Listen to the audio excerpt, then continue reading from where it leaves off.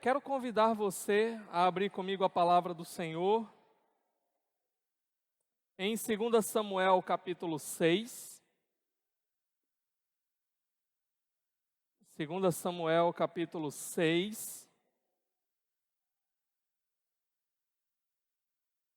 Hoje o texto vai ser bem pequeno, tá?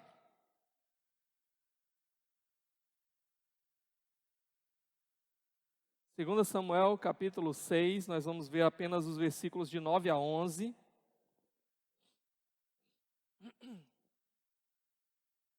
Como a gente sempre faz aqui na igreja, nós vamos ver nesse momento apenas o versículo 9, e aí você deixa a sua Bíblia aberta, e nós vamos ver o restante dos versículos ao longo da exposição.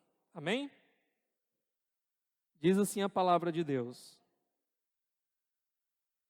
Naquele dia Davi teve medo do Senhor e se perguntou: como vou conseguir levar a arca do Senhor? Até aqui, vamos orar.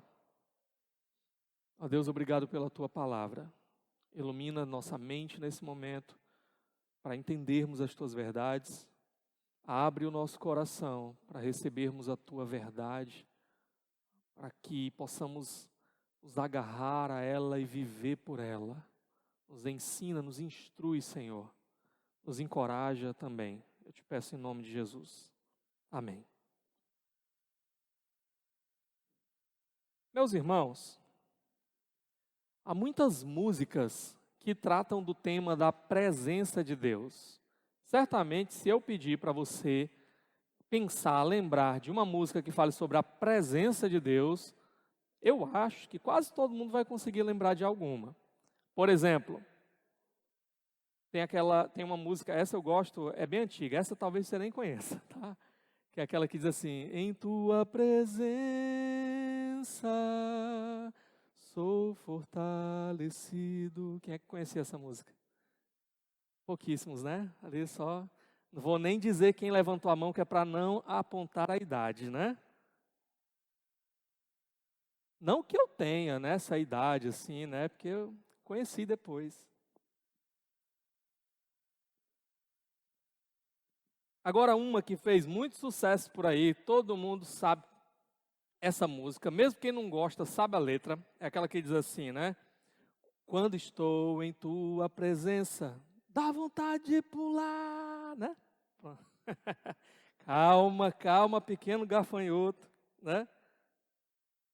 Calma com esse negócio de dar vontade de pular, tenha calma. Uma outra música fala: tua presença faz toda a diferença. Uma outra ainda: em tua presença, Senhor, eu quero estar, né? Então, todas essas músicas e muitas outras que você pode ter lembrado aí sobre a presença de Deus, elas falam dessa presença como algo muito positivo, né? Algo que nós desejamos, algo que nós queremos provar. Porém, eu quero dizer para você essa noite que a presença de Deus, ela tem duas faces, ela tem dois lados, ok?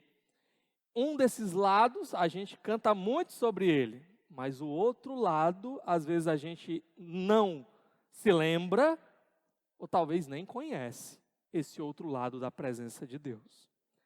Por exemplo, Êxodo capítulo 33, verso 20, é aquele texto em que Deus diz para Moisés: ninguém, nenhum homem pode ver a minha face e continuar vivendo. Aquele que vê a minha face certamente morrerá. A presença de Deus tem uma face também perigosa. E é sobre isso que eu quero tratar com vocês hoje. Eu quero falar sobre os dois lados, as duas faces da presença de Deus. E eu quero começar por essa face ameaçadora da presença de Deus, ok? Deixa eu lembrar para vocês o que aconteceu no capítulo 6 anteriormente, né? Cenas dos capítulos anteriores aqui, né? Um review para você antes da gente ir diretamente para o nosso texto. Nós vimos que Davi teve uma ideia muito interessante de ir buscar a arca do Senhor, que estava lá meio esquecida na casa de Abinadab, e levar lá para Jerusalém, onde agora seria a capital do seu governo, né? A capital de Israel, certo? Vimos também que nesse processo, Davi não consultou o Senhor. Ele não fez algo muito importante, que é buscar saber qual era a vontade do Senhor. Não apenas a vontade do Senhor acerca de trazer a arca, mas a vontade do Senhor, inclusive, sobre como essa arca deveria ser trazida. Então nós vimos que Davi, ele não seguiu os princípios, as diretrizes estabelecidas pela palavra de Deus. Deus já tinha revelado isso, de como a arca deveria ser trazida. E diante então desse cenário, nós vimos que toda aquela festa, toda aquela alegria, aquela música tocada, né, aquele cortejo real que estava acontecendo para trazer a arca, terminou numa grande tragédia. Nós vimos ali o personagem de Uzá, que estava ali na frente, né, conduzindo a arca, ele que provavelmente nem levita não era sacerdote, não era nada, e nós vimos quando ele ali tocou na arca e foi fulminado naquele exato momento. Nós até levantamos um questionamento. Por que isso aconteceu? Às vezes a gente lê esse texto, né, apressadamente, e geralmente a gente dá uma pausa e faz essa pergunta: o que foi que aconteceu? Por que Uzá morreu ali? Afinal de contas, parece que as intenções dele eram muito boas, ele só queria evitar que a arca caísse no chão. Os bois tropeçaram, a carroça certamente pendeu, a arca ameaçou cair, Uzá então segurou com suas mãos e foi fulminado naquele momento. Por quê? E eu falei para os irmãos que quando nós fazemos essa pergunta, nós geralmente estamos, sem perceber, falando algo acerca de nós mesmos. E o que é que nós falamos acerca de nós mesmos? Nós falamos que nós temos refletido muito pouco, meditado muito pouco e entendido muito pouco acerca da santidade de Deus, a santidade absoluta de Deus, da qual a arca era uma figura. Eu não vou repetir tudo que a gente viu no domingo passado, mas eu preciso destacar isso. A arca de Deus era uma figura da presença de Deus no meio do seu povo, e uma figura da santidade absoluta de Deus. E sexta-feira eu estava dando aula no seminário e estava lembrando sobre esse assunto, da presença e da santidade de Deus. E eu mencionei o texto de Isaías capítulo 6, um texto que nós lemos hoje aqui. E nesse texto, irmãos, há algumas coisas muito interessantes que eu quero lembrar vocês. O texto fala que Deus, ou melhor, né, Isaías, no ano da morte do rei Uzias, ele teve uma experiência incrível e ele de repente se viu na presença de Deus, nas regiões celestiais, na presença de Deus. E quando Isaías entrou ali, ele percebeu Deus assentado no seu trono. Ele percebeu que o ambiente estava repleto dessa presença, preenchido pela presença. A orla da veste do Senhor, a fumaça do Senhor preenchia todo o ambiente, símbolo da presença de Deus. Ele viu que haviam ali os serafins que cantavam uns aos outros: Santo, Santo, Santo é o Senhor dos exércitos. A terra inteira está cheia da sua glória. Essa expressão, santo, santo, santo, ela repetida, é uma maneira que o autor, ele usa ali da língua hebraica, para enfatizar essa grandiosidade da santidade de Deus. Eu já expliquei em outros momentos aqui, né, que no hebraico nós não temos aumentativo, nem no grego também. E uma maneira então de aumentar as coisas seria repetindo a mesma palavra. Então, por exemplo, Jesus ele vai dizer: em verdade eu te digo. O que ele está querendo dizer é: verdadeiramente eu te digo. Presta atenção que eu tenho uma verdade muito grande para te dizer. É como se ele estivesse aumentando. Ali, os anjos poderiam dizer santo, santo. E isso é como se eles estivessem dizendo: Deus é muito santo, Ele é santíssimo. Mas por que 3 vezes que eles repetem e não 2, né? A ideia é que parece que eles poderiam dizer, só 2 não era o suficiente, eles poderiam dizer 1000 vezes, e aquilo ainda não seria o suficiente, capaz de expressar a grandiosidade dessa santidade de Deus. Deus é absolutamente santo. É interessante que os anjos, eles dizem uns aos outros. Parece que na presença de Deus, dessa santidade absoluta, eles não se contentam. Eles ficam ali empolgados na sua expectativa e eles então compartilham isso. Santo, santo, santo, Deus é absolutamente santo. Quando as pessoas entram na presença de Deus, e nós vemos textos na Bíblia falando sobre essa presença de Deus, a primeira coisa que se destaca sempre é a grandiosidade da santidade de Deus. Santidade. E aí, outra coisa acontece. O profeta agora, note, não é qualquer um, profeta Isaías, homem de Deus, se vê diante dessa santidade absoluta de Deus. E qual é a reação dele? Ele dá um grito de desespero. Ai de mim, estou perdido. Por quê? Porque os meus olhos viram o Senhor. Eu sou um homem de lábios impuros, habito no meio de um povo de impuros lábios, e os meus olhos viram o Senhor. A expectativa de Isaías é: eu vou ser fulminado agora, porque os meus olhos viram o Senhor. Eu vou morrer, porque eu sou um pecador entrando na presença do Deus absolutamente santo. Os próprios anjos que estão ali, irmãos, eles cobrem o rosto, eles não ousam olhar. Eles são anjos puros, que mantiveram a sua posição diante de Deus, eles não pecaram, eles não caíram. Mas em face dessa santidade absoluta, esses anjos cobrem o rosto, esses anjos cobrem os pés. Eu não vou desenvolver muito isso daqui, mas é um símbolo de impureza, essa ideia de cobrir os pés. E quando os anjos cobrem os pés, eles que são puros e não têm pecado, é como se eles estivessem dizendo: diante dessa santidade tão absoluta, tão grandiosa, nós não somos puros o suficiente para estarmos aqui. Então, diante dessa realidade, o profeta se vê e ele se reconhece, ele sabe: eu sou um homem de lábios impuros. Como é que eu vou ficar diante da santidade absoluta de Deus e sair vivo daqui? A tal ponto que o anjo corre lá, pega uma brasa no altar de Deus, ele toca nos lábios do profeta, aquilo é um símbolo de purificação, para que ele possa continuar na presença, caso contrário, ele morreria. E nós nos esquecemos que nós servimos e adoramos a esse Deus que é absolutamente santo, que se revela a nós através de mediadores, porque se ele revelasse a sua face, nós cairíamos. Quando Jesus ressuscitado aparece na ilha de Pátimos, na presença de João, João cai no chão, como morto, diz o texto. E a palavra de Jesus para recobrar as forças de João é: não temas. Por que ele diz não temas?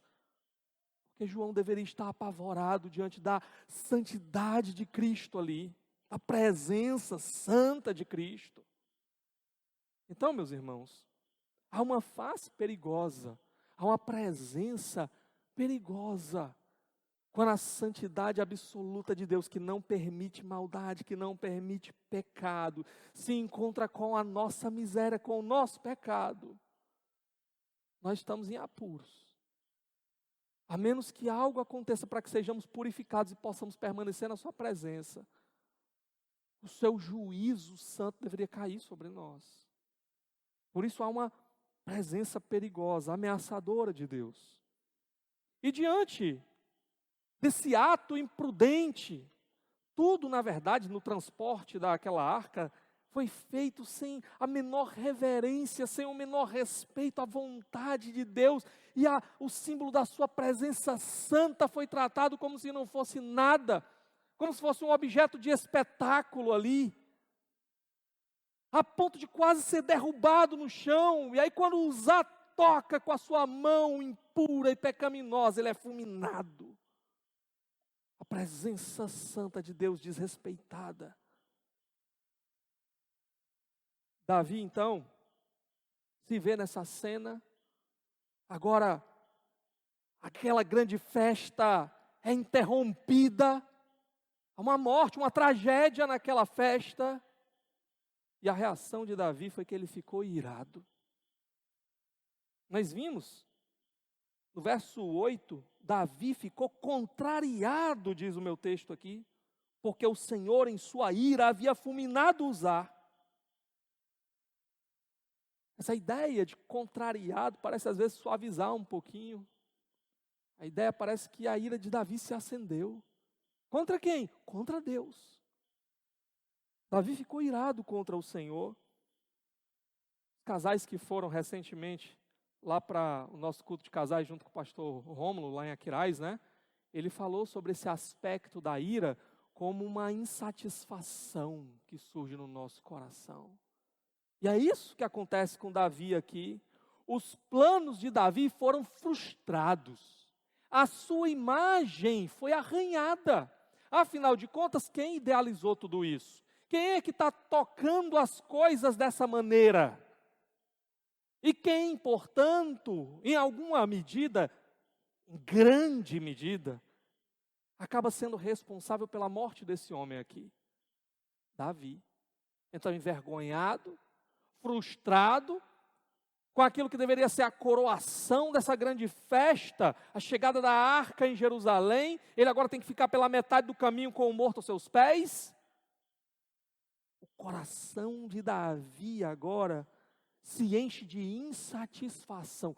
Por que Deus fez isso? Por que Deus fez isso? Por que as coisas tinham que terminar assim? Você pode se colocar no lugar de Davi e ficar imaginando, né? Eu só queria o melhor, eu só tinha planejado o melhor, eu só queria levar a arca de Deus para um lugar agora onde ele poderia ser adorado. Seu coração cheio de frustração, insatisfação. Essa insatisfação no coração, essa ira no coração, ela pode ser maquiada. Nem sempre ela vai se manifestar por meio de atitudes explosivas, por meio de gritos e berros, pontapés, palavras ruins. Essa ira ela pode ser maquiada, mas mais cedo ou mais tarde ela vai se manifestar, e ela vai se manifestar e pode se manifestar de diversas formas. Deixa eu dizer para vocês aqui algumas formas. A murmuração é uma das maneiras como a ira se manifesta. O que é a murmuração? Senão a verbalização da insatisfação do seu coração para com Deus. A manifestação da ira contra Deus. Você se acha insatisfeito com Deus porque as coisas não estão acontecendo do seu jeito. Não estão acontecendo como você gostaria. Os seus planos tão incríveis. Por que Deus não abençoa os meus planos? Por que as coisas só acontecem com os outros, não acontecem comigo? Por quê? Por quê? Por quê? Em outras palavras, você está dizendo, tem um problema com Deus. Os meus planos são melhores do que os dele, mas ele prefere frustrar os meus planos. Ele não abençoa os meus planos. Murmuração. O consumismo, ele pode revelar um coração irado, insatisfeito com Deus. Por que pessoas estão o tempo todo correndo atrás? Eu tenho que ter isso, eu tenho que ter aquilo, e eu preciso ter mais aquilo, e mais aquilo, e mais aquilo outro. Eu preciso comprar isso, eu preciso comprar aquilo. E eu fico ansioso, olhando lá os meus aplicativos, para ver qual é a próxima compra que eu vou fazer, para ver onde é que está, né, o produto. Será que já chegou? Vai chegar quando? E eu fico inquieto. Eu preciso cada vez mais de uma experiência diferente. Toda semana eu preciso no final de semana eu tenho que ir pelo menos na praia. Pelo menos na praia. Ou subir uma serra, quem sabe. Eu preciso fazer uma viagem, e outra, e outra, e outra. Eu preciso ir em algum restaurante. Preciso. Por que você precisa tanto? Porque eu não estou dizendo que essas coisas são ruins em si, irmãos. Eu estou falando de um exagero. Eu estou falando de um coração insatisfeito que acha que vai se satisfazer por meio destas coisas.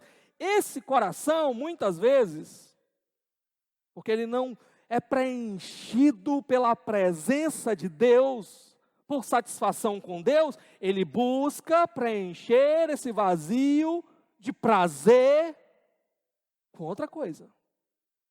E ele vai exagerar. Por que ele vai exagerar? Porque estas outras coisas são como a água do mar. Elas não matam a sede. Você pode beber, mas não mata a sede. Você vai querer mais e mais e mais e não vai estar satisfeito. E às vezes é reflexo de um coração vazio de Deus. Vazio da presença, vazio, insatisfeito com Deus. Por que tem pessoas que fazem isso até com a igreja, não é?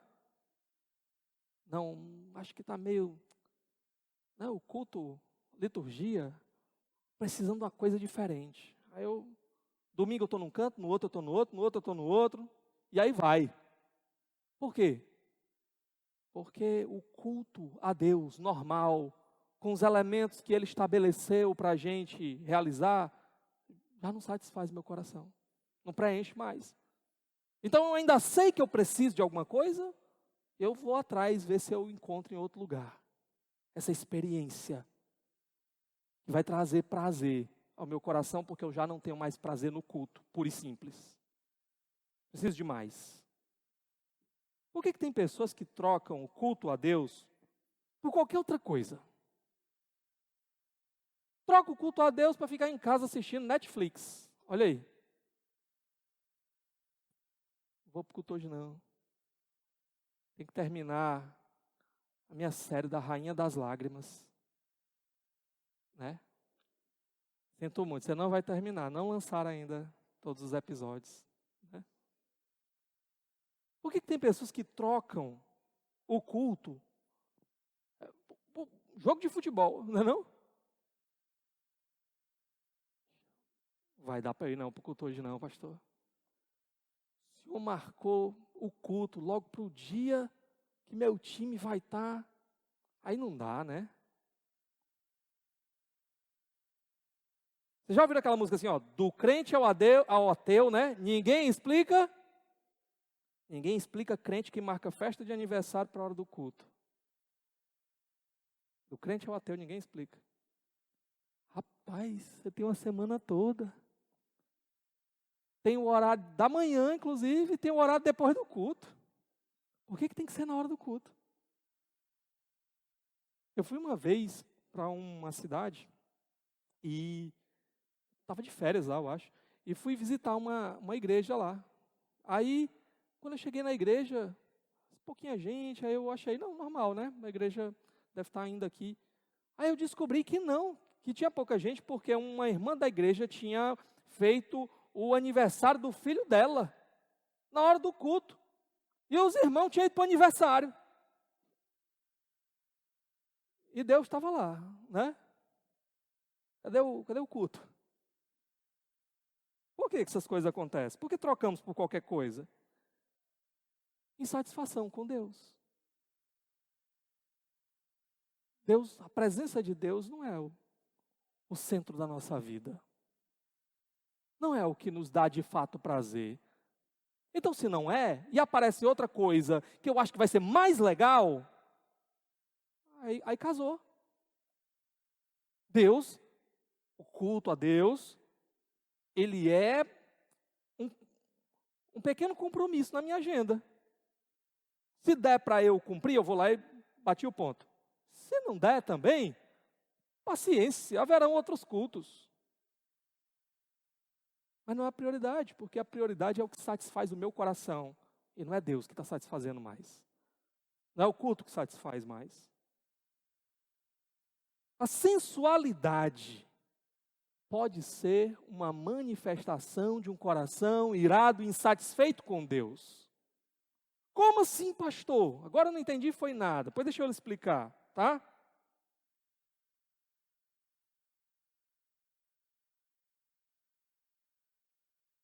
Porque Deus já não satisfaz mais seu coração. A presença de Deus já não satisfaz mais seu coração. Então você precisa fazer algo para ser desejado ou desejada, para ser buscado, disputado, amado, porque o amor de Deus já não é suficiente. E nesse processo, às vezes, o caminho vai ser o caminho da sensualidade. Eu preciso satisfazer essa carência de prazer e de amor que eu não encontro em Deus. Tudo isso, irmãos, é fruto de um coração irado, insatisfeito com Deus. Agora, nem toda ira é pecaminosa. Preciso só fazer esse parêntese aqui, tá? Nem toda insatisfação é pecaminosa. A palavra de Deus diz: irai-vos e não pequeis. Então há uma possibilidade de eu mirar, de eu ficar insatisfeito sem cometer pecado. O próprio Deus, ele se ira todos os dias. A insatisfação de Deus na sua ira é diante de quê? Do mal, do nosso pecado, da nossa falta de prazer nele, da nossa falta de reverência a ele, por tratarmos a Deus como qualquer coisa. A ira de Deus, ela encontra um objeto justo para a sua insatisfação. Assim também nós podemos, diante do mal, diante do pecado, ficarmos irados, insatisfeitos. Agora a palavra de Deus diz: não deixe o sol se pôr sobre a sua ira, não deixe para amanhã, use isso como combustível para resolver agora. Porque senão aquela ira, aquela insatisfação, ela vai crescer e ela vai amargurar o seu coração. E aí quem vai se aproveitar, o texto vai dizer assim: não deis lugar ao diabo. É quem vai se aproveitar de um coração irado que não usou aquilo como combustível para fazer o que é certo. Enfim, Davi, ele está aqui com esse coração irado diante de Deus, e ele dá nome ao lugar, a gente viu, né? Ele chama o lugar, no verso 8 aí, de Perez Uzá, que significa, Uzá foi traspassado por Deus, foi fulminado por Deus. E essa palavrinha eu falei, né? Essa palavrinha Perez, é a mesma palavra que vai aparecer anteriormente, quando Deus dá vitória para Israel sobre os inimigos filisteus. E aí também ganha um nome, o lugar lá de Baal Perezim. O Senhor transpassou. O Senhor passou por cima dos inimigos. Mas eu fiquei pensando numa coisa. Nós vimos que Deus, ele fulminou aqui porque o povo de Israel, e Uzá entre eles, estava se comportando igual os inimigos de Deus. Eles foram tratar a arca de Deus igual os filisteus trataram a arca de Deus quando eles capturaram a arca, lá na batalha de Afec. E Deus, então, vocês querem ser iguais o povo que não é o meu povo? Pois eu vou tratar vocês como eu trato o povo que não é meu povo. Mas eu fiquei pensando, olha a relação no verso 8. Davi ficou contrariado porque o Senhor em sua ira havia fulminado Uzá. Até hoje aquele lugar é chamado Perez Uzá. A pergunta é, será que esse nome dado, ele não tem algum tipo de relação com esse coração irado de Davi? Será que o nome em si, eu vou lembrar disso aqui como Perez Uzá, como Uzá transpassado, esse nome ele não surge para desviar um problema do coração de Davi? O que eu quero dizer com isso? Uzá fulminado. Fulminado por quem? Por quem que ele foi fulminado? Por Deus. Será que Davi não está querendo ocultar a sua responsabilidade? Ao enfatizar aqui, ó, quem fulminou foi Deus. Eu não tenho nada a ver com isso, né? Escondendo a sua culpa, por trás agora dessa ênfase dada no que Deus fez aqui. Bom, se for isso, nada mais diferente, né? Nada tão diferente quanto que o nosso pai Adão já tinha feito desde o começo. Transferir a culpa, somos expert nisso. Em colocar a culpa nos outros. Tem até uma frase, né? A culpa é minha, eu boto em quem eu quiser, né? Então pronto, é o que a gente faz de melhor. O ponto aqui, irmãos, toda essa sessão, até esse momento, é que há uma face perigosa na presença de Deus. Eles estão desrespeitando a sua presença. O símbolo da sua presença, a arca, está sendo banalizado aqui. E assim eles se colocaram em perigo. Perigo tal que terminou aqui com a morte de Uzá. E diante desse resultado mortal, olha o que acontece no verso 9, que nós já lemos. Naquele dia Davi teve medo do Senhor e se perguntou: como vou conseguir levar a arca do Senhor?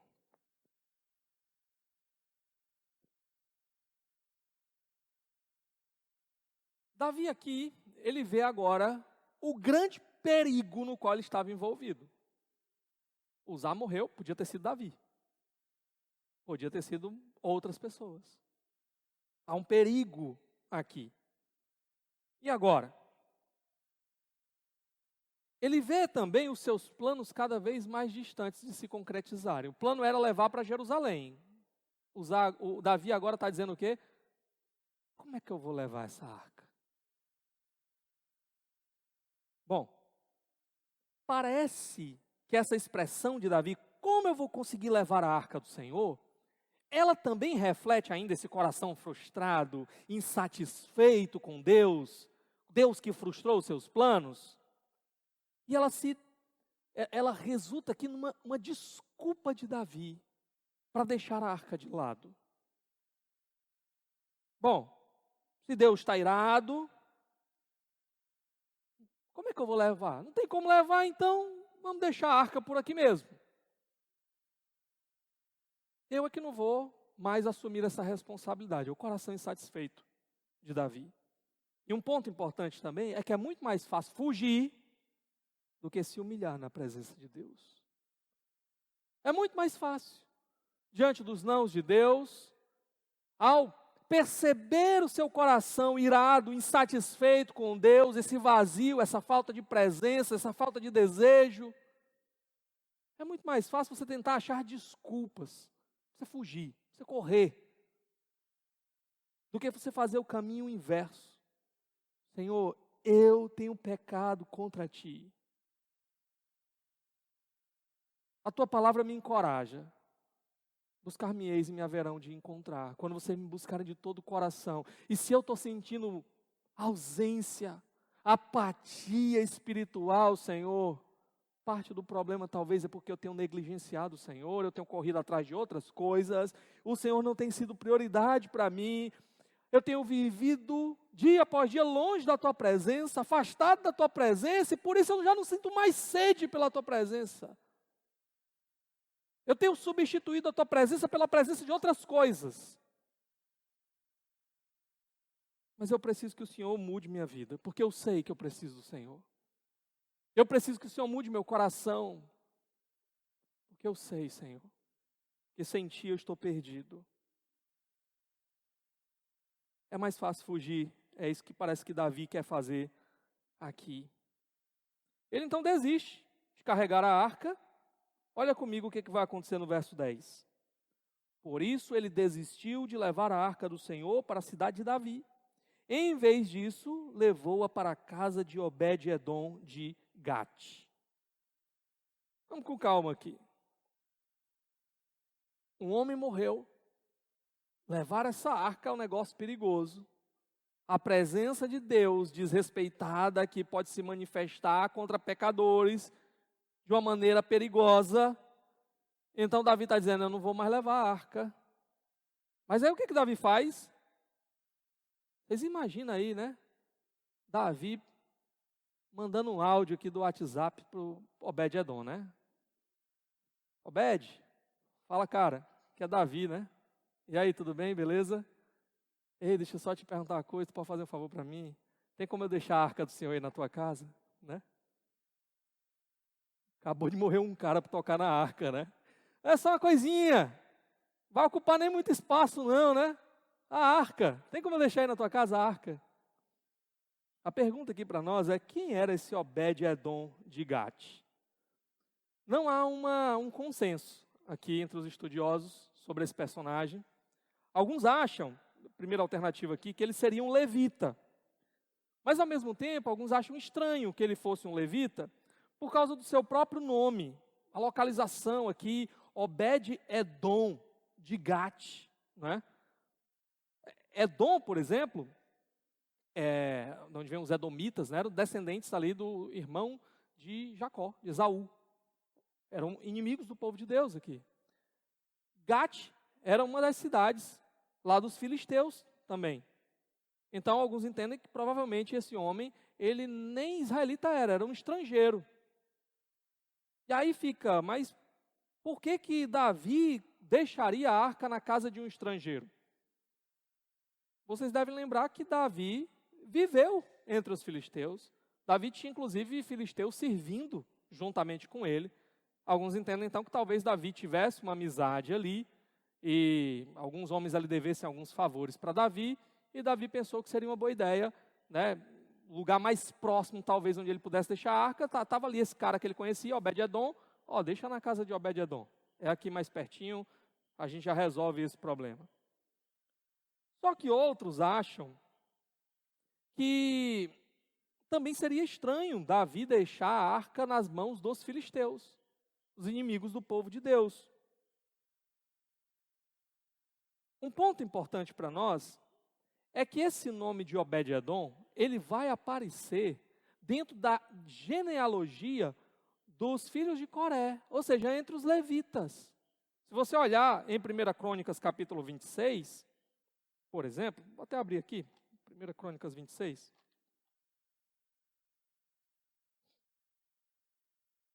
Começa assim, né? Esta é a relação dos grupos dos porteiros, dos coreitas. Aqui, no caso, os descendentes, né, da família de Coré. Aí ele fala da família de Asaf e tal. Se você for no verso 4, ele vai dizer, foram estes os filhos de Obed-Edom. Olha aí, ele vai dizer filhos de Obed-Edom. Se você for para o versículo 8, ele vai dizer, todos esses foram descendentes de Obed-Edom, eles e os seus filhos e parentes eram capazes e aptos para a obra. Então nota, se for o mesmo Obed-Edom aqui, ele era sim um levita, era sim um sacerdote. Apesar desse nome estranho, afinal de contas, né, o povo de Deus estava já vivendo há algum tempo ali no meio dos filisteus. Então, às vezes acontecia um pouco dessa mistura aí, mas ele era um levita.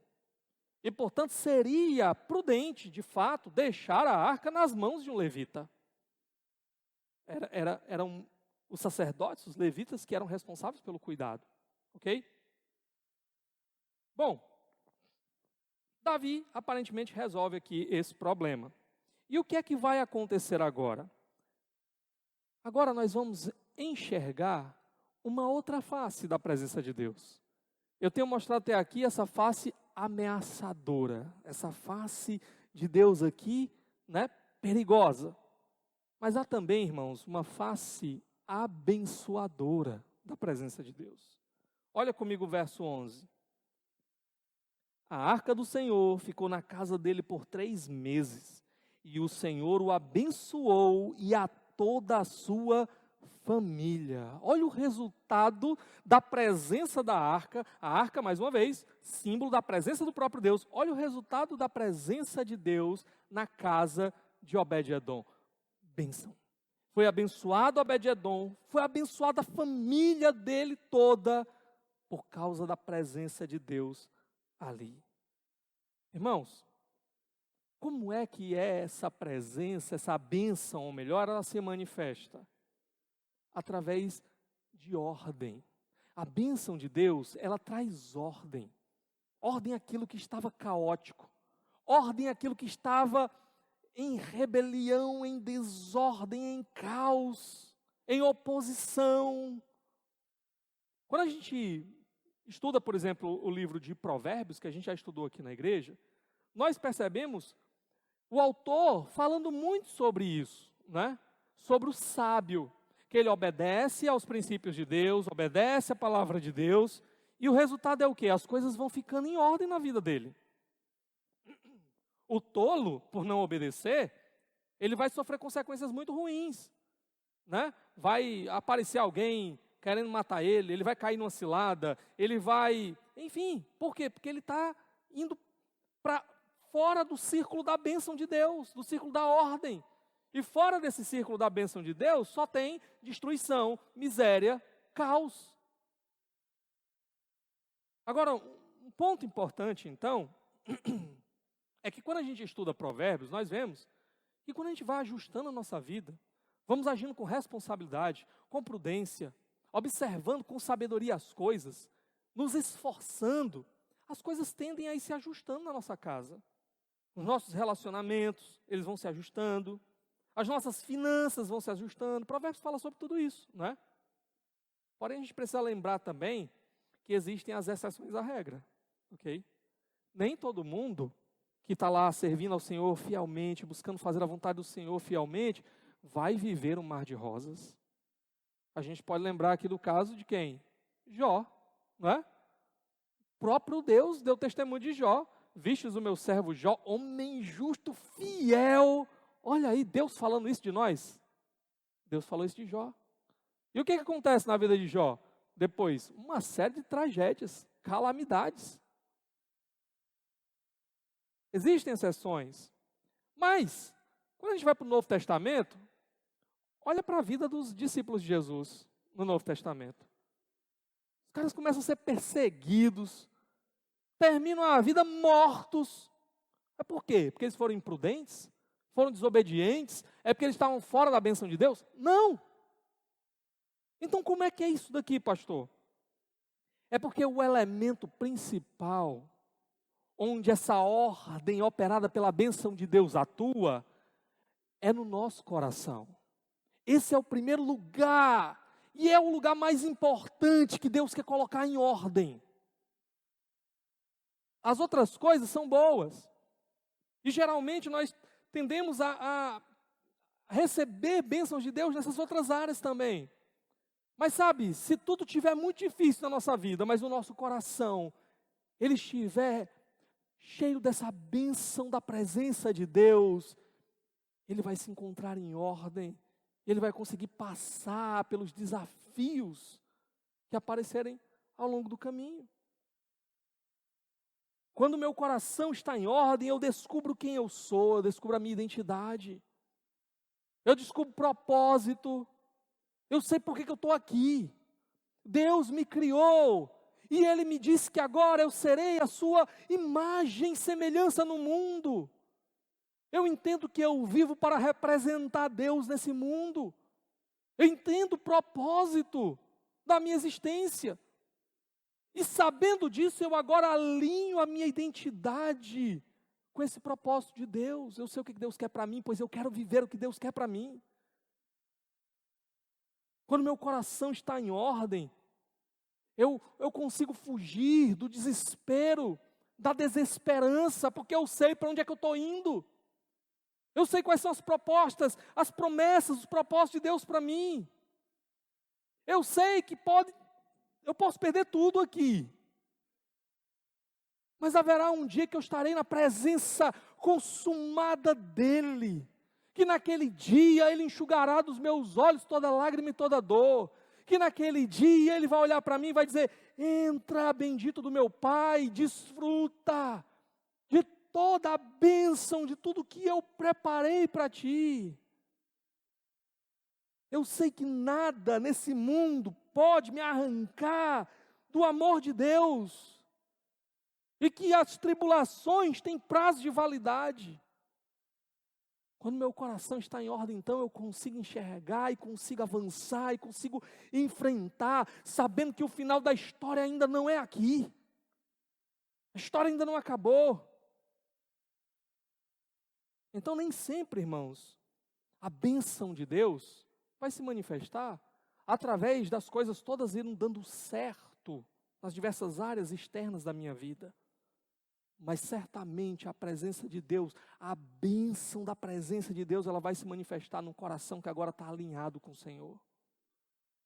Um coração que agora consegue descansar nele, confiar plenamente nele, a despeito das circunstâncias ao redor. É tão interessante que quando alguém se converte, essa pessoa, o que aconteceu na vida dela? Ela teve um encontro com Deus. Ela teve um encontro com a presença de Deus. Deus se revelou Salvador a ela, mostrando quem Ele é. Esse Pai amoroso que entregou o Filho dEle. Essa pessoa tem esse encontro com esse Cristo que ama e que se entrega. E o que acontece? Muda tudo. A presença abençoadora de Deus chega e coloca a ordem no caos. Olhe para a sua vida. Olhe para quem você era antes de Cristo. Sabe, se a gente bater uma foto aqui da igreja, e depois a gente for assim, vamos postar aqui no Instagram, né? Mas vamos ver aqui quem é que pode sair na foto, né? Porque tem uma galera aí, meu irmão, que já fez umas coisas aí, a galera pode olhar assim e dizer, vixe, fulano, tá nessa igreja, né? A gente não ia postar essa foto era nunca. Porque todos nós aqui tivemos alguma pendência lá atrás. Todos nós aqui vivemos vidas que desagradavam ao Senhor em alguma área. Mas sabe qual é a beleza? É que quando a gente se converte, a despeito de ser aquela miséria que a gente era, as pessoas começam a olhar assim, começam a dizer assim, peraí, fulano de tal está tão diferente. O que foi que aconteceu? O que é essa diferença? É claro. Eu era um tolo, que estava lá desperdiçando a minha vida, igual o mundo aí, em coisas que vão ficar aqui, que não trariam nada de eterno para mim, senão ruína no final. E agora o Senhor me alcançou, Ele abriu meus olhos, Ele encheu meu coração de desejo por Ele, agora eu vivo para Ele. Quando a conversão de verdade, alguma coisa acontece, e aquele homem que estava lá, igual aquela música, né, do homenzinho torto, estava todo torto, é endireitado. Tem ordem agora na vida daquele homem. É por isso que as pessoas olham e dizem assim, como fulano mudou? Como as coisas mudaram? Rapaz, eu conheci esse homem, eu conheci essa mulher. É porque é isso que a presença abençoadora de Deus faz na nossa vida. Ela muda as coisas, ela coloca em ordem aquilo que estava um caos. E isso também, irmãos, revela para nós como é que a gente tem que viver agora. Uma frase que os antigos usavam, uma frase em latim, né? Corandeo. Significa o quê? Presença de Deus. Nós somos chamados a viver agora na presença de Deus. Sabe, não interessa onde você estiver. Sabe aqueles momentos onde você acha assim, ninguém está me vendo, estou sozinho aqui. Deixa eu trazer uma notícia nova para você, tá? Olha essa notícia, o que a palavra de Deus diz? Os olhos do Senhor estão em todos os lugares, a contemplar os maus e os bons. Deus vai estar ali do seu lado. Não interessa o que você estiver fazendo. Se você acha que pode esconder dos outros, talvez você consiga. Deus vai estar do seu lado. E nós somos chamados agora a vivermos conscientes dessa verdade. Deus está do meu lado. Ele está olhando. O Deus que me ama, o Deus que deu o Filho dele por mim, está do meu lado. Como é que eu posso viver agora para agradá-lo? O que eu posso fazer aqui agora com a minha vida, no meu dia a dia, nas minhas decisões, na presença desse Deus que vai trazer alegria para Ele? Essa é a resposta que a gente dá à presença abençoadora de Deus. Deus do meu lado.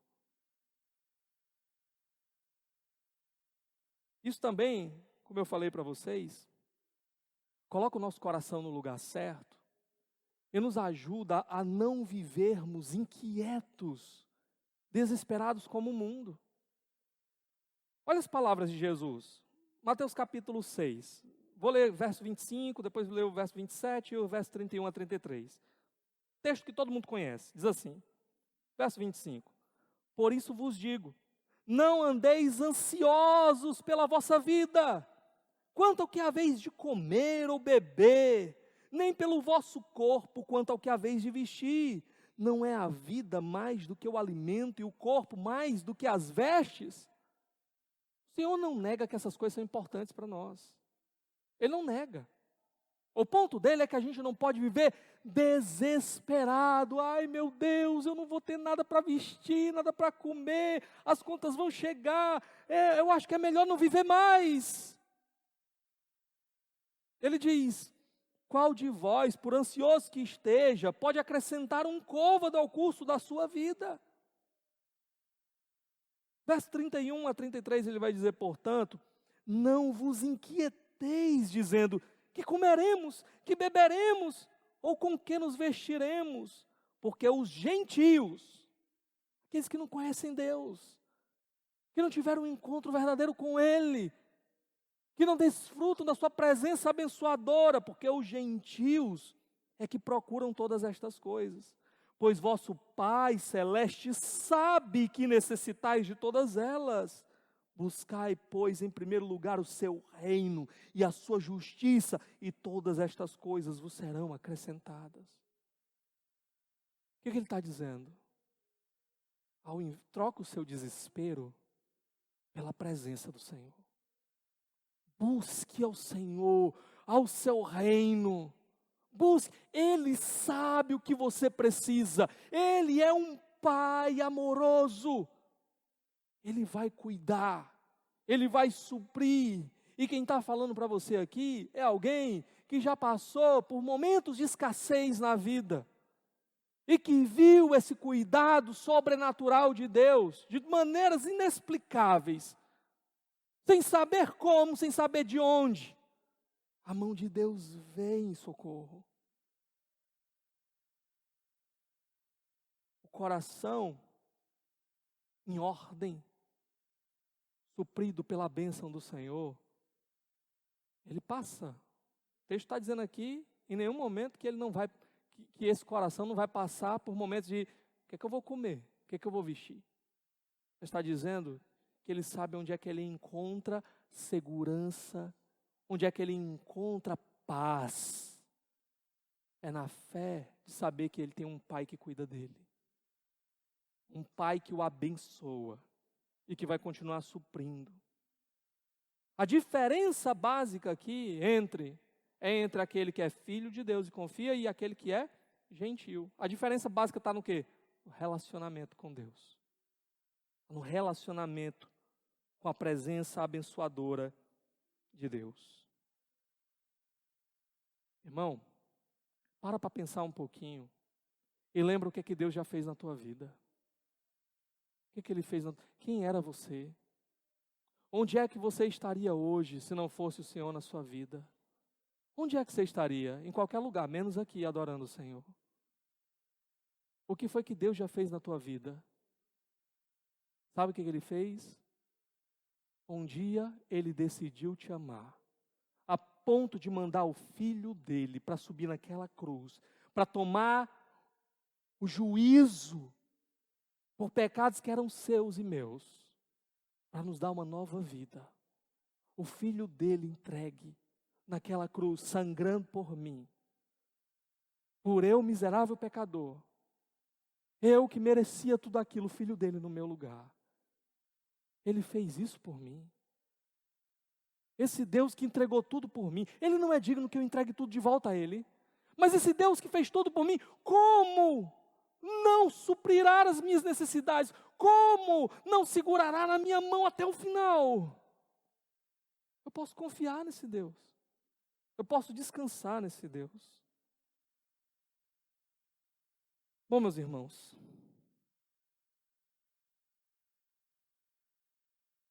deixa eu trazer algumas aplicações aqui para a gente poder encerrar essa mensagem. O contexto aqui em que Davi estava conduzindo essa arca era um contexto basicamente de uma espécie de culto de celebração. As pessoas estavam ali cantando, dançando, entoando louvores na presença de Deus, enquanto conduziam a arca de Deus. Hoje nós estamos, assim como aqueles 30 mil homens que estavam reunidos com Davi na presença da arca, na presença de Deus, nós hoje também nos ajuntamos aqui para adorar o Senhor, para buscar a sua face, a sua presença. A pergunta básica, então, que nós temos que nos lembrar, e eu quero lembrar a você, o que é que você veio encontrar hoje aqui? Quando você saiu da sua casa em direção a este lugar, para se reunir com o povo de Deus, que busca a presença de Deus, o que é que você veio encontrar aqui essa noite? Se você veio se encontrar com Deus, se você veio buscar a presença dEle, eu tenho uma boa notícia para dizer para você. A palavra do Senhor diz que nenhum daqueles que é levado a Ele, Ele lançará fora. A palavra do Senhor nos diz que um coração quebrantado e contrito Ele não desprezará. Eu quero dizer para você, a presença abençoadora de Deus recebe pecadores arrependidos.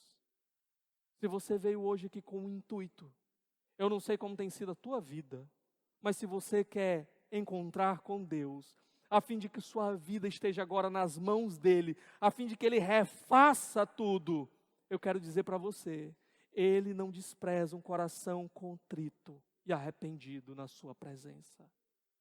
A presença abençoadora dEle está à sua disposição aqui. Agora, existe uma outra presença. A presença perigosa de Deus. E infelizmente, sabe o que é que nós muitas vezes vamos encontrar dentro do culto a Deus?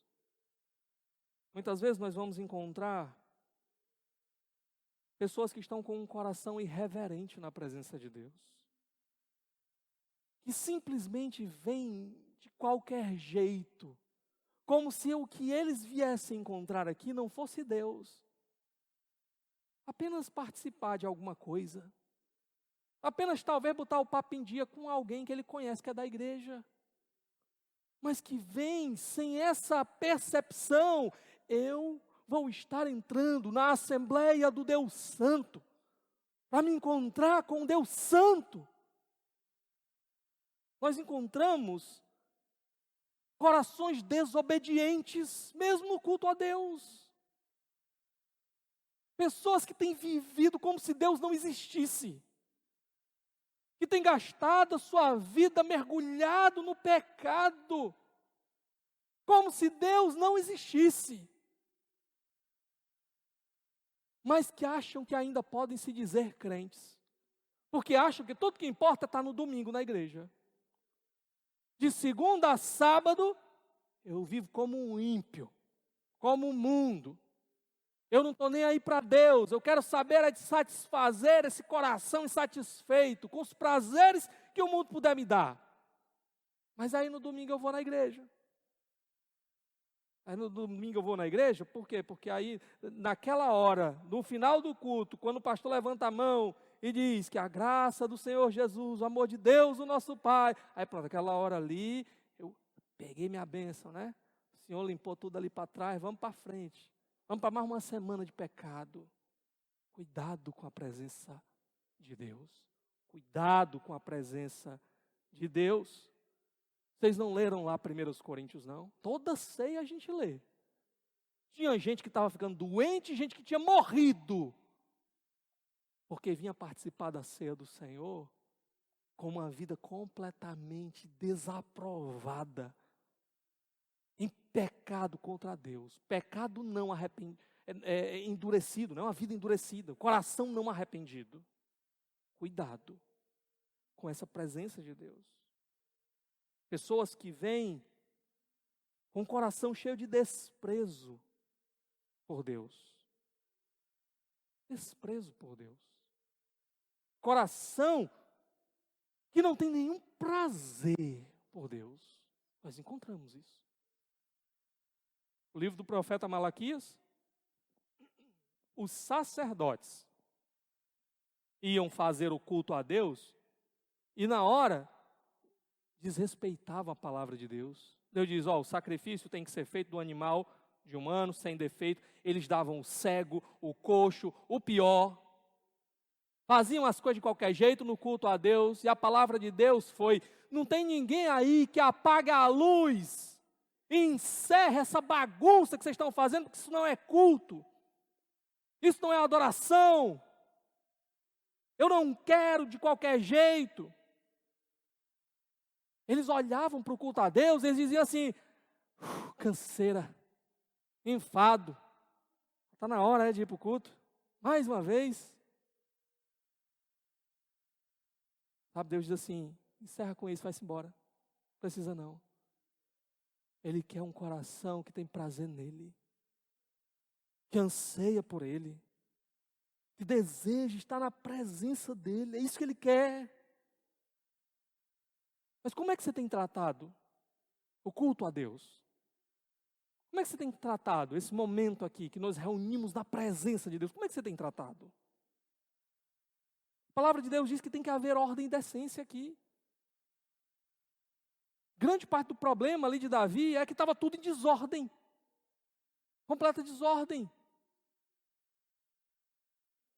Mas às vezes, nós trazemos os nossos filhos para o culto e a gente pensa que a gente está trazendo os nossos filhos para o playground da bodega da esquina, da pizzaria da esquina. Vem, menino, transforma essa cadeira num pula-pula. Não tem escorregador não, mas tem o corredor da igreja aqui, vai. Corre, né? Como é que nós estamos tratando esse ambiente da presença de Deus? Eu cresci num ambiente católico, romano. Minha mãe me levava para a missa, eu criança. Ela não entendia um monte de coisa acerca da palavra de Deus. Mas uma coisa ela sabia. Esse é um ambiente de reverência, de respeito. Menino, fica do meu lado aqui, fica quieto. Como é que nós temos tratado o culto a Deus? Às vezes nós nos vestimos para vir para a igreja também. Nós aqui na igreja não estamos interessados em fazer regra que não tem na Bíblia. Isso é legalismo, tá? Eu já falei, ninguém vai ficar ali, né, inspetor de moda gospel. É um novo ministério aqui da igreja, vamos botar ali, tá a Tainara lá na frente ali, né?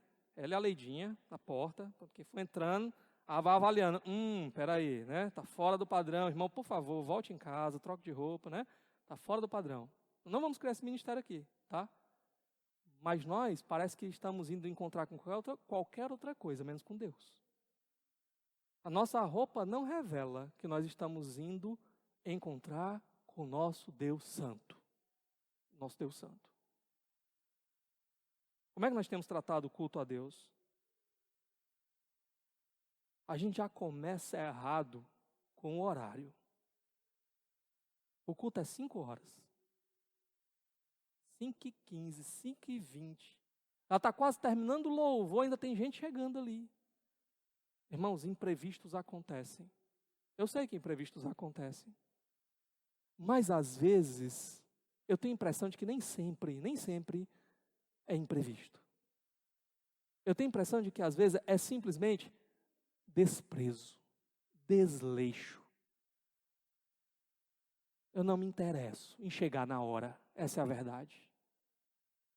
Por quê? Porque o meu coração não está nem aí. Essa é a questão. Eu não saio de casa marcando no meu relógio para chegar às 5 horas na igreja. Eu saio de casa marcando, quer dizer, 5h30, né? O culto é 5h30. Eu saio de casa marcando para chegar às 5 horas. Porque eu sei que imprevistos acontecem, sabe? E às vezes, Se imprevisto acontecer, eu ainda tenho meia hora para chegar no horário. No horário. Como é que nós estamos tratando as coisas de Deus, o culto a Deus? Às vezes, irmãos, há um desprezo tal, que eu fico com pena dos irmãos da recepção. Porque os irmãos ficam ali, e aí eles pegam o nome de quem veio, né? O nome dos irmãos. E aí eles começam a ver que tem um domingo que não veio fulano. No outro domingo não veio de novo. No outro domingo não veio de novo. E os irmãos se preocupam. E os irmãos entram em contato. Irmão, como é que está? Irmão... E sabe, você pode achar que você é a pessoa que tem mais lábia no mundo. Você pode achar, tá? Mas os irmãos percebem quando você está contando uma desculpa esfarrapada? Os irmãos percebem? Quando é mero desleixo, quando é mera falta de interesse mesmo, de estar presente no culto a Deus, para, junto com o povo de Deus, provar da presença de Deus. A verdade, irmãos, é que nós estamos com a barriga cheia. A verdade é que nós nos esquecemos do que passamos. Alguns aqui já tiveram péssimas experiências com a igreja. Porque chegavam lá, na hora da palavra não tinha palavra, era outra coisa qualquer. Na hora do cântico tinha música gospel, mas nem sempre era a música de Deus. Porque nem sempre aquela música era cantada agradava a Deus. Estava de acordo com os princípios da palavra de Deus. Quando havia pecado, se encobria pecado. Porque o importante não era lutar por santidade na igreja. O importante é que continuassem vindo e trazendo oferta para a igreja. E alguns de vocês tiveram uma experiência negativa com algumas igrejas. Sabe, nós aqui não somos perfeitos. Somos um bando de pecadores tentando fazer as coisas do jeito de Deus. Sabe? Só que a gente está tentando. A gente está tentando. E alguns de vocês parece que já esqueceram do que vocês viram lá atrás e se acostumaram. E aí, a palavra já não faz mais efeito, o louvor já não faz mais efeito, a dedicação dos irmãos já não faz mais efeito, por questão de barriga cheia. E aí sabe o que acontece? O que acontece é que às vezes Deus, Ele tira. Eu não sei como é que Ele faz, mas às vezes Ele tira para nos lembrar a darmos o devido valor às coisas de Deus, a darmos o devido valor ao culto de Deus, à igreja de Deus. Houve um momento em que Israel estava tratando com total banalidade as coisas de Deus. Sabe o que foi que Deus fez? Eu vou deixar vocês passarem um tempinho no cativeiro ali. Sabe qual era o cântico do povo de Deus agora que estava longe, que tinha perdido o culto a Deus, que tinha perdido as coisas de Deus? Eu vou finalizar lendo esse salmo, Salmo 42, versos de 1 a 6. Aqui é um povo que não consegue mais ir para a reunião do povo de Deus adorar a Deus. Olha o que eles falam. Como a corça anseia por águas correntes, a minha alma anseia por ti, ó Deus. Como a corça deseja aquela água fresca para beber, eu estou com sede de ti, Deus. Que agora eu estou no deserto, agora eu estou longe da água fresca. A minha alma tem sede de Deus, do Deus vivo. Quando poderei entrar para apresentar-me a Deus? Quando é que eu vou poder de novo entrar na presença de Deus com o povo de Deus para adorar? Eu não sei. Quando eu poderei entrar? As minhas lágrimas têm sido o meu alimento de dia e de noite. Pois me perguntam o tempo todo, onde está o seu Deus? Quando me lembro dessas coisas eu choro angustiado, pois eu costumava ir com a multidão, conduzindo a procissão à casa de Deus, com cantos de alegria e de ação de graças, em meio à multidão que festejava. Olha esse homem, eu era um daqueles que eu ia para o ajuntamento do povo de Deus, para o culto a Deus, eu ia na frente conduzindo, eu participava dos louvores, eu ia adorando naquela festa para Deus, e agora já não consigo mais. Agora eu já não posso mais. Ele diz o quê? Porque você está assim tão triste, ó minha alma? Por que se abate minha alma? Por que está assim tão perturbada dentro de mim? Põe a esperança em Deus, pois ainda o louvarei. Ele é o meu Salvador e o meu Deus. Esse homem aqui, irmãos, perdeu a oportunidade de estar no culto a Deus. E agora a sua alma se entristece. Ele agora canta esse lamento, mas ele canta com uma nota de esperança. Eu espero pelo dia que Deus me dará essa oportunidade de novo. Eu ainda o louvarei. Eu ainda cantarei. Eu ainda estarei no meio do povo de Deus mais uma vez. Nós temos essa oportunidade aqui. Todos os domingos, e não só no domingo. Temos essa oportunidade aqui. O que temos feito? Temos desprezado a presença abençoadora de Deus. Será que nós estamos querendo então provar a presença ameaçadora de Deus? Não endureça o seu coração.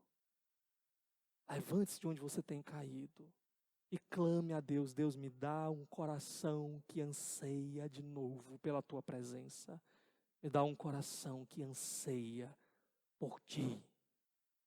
Vamos orar nesse momento?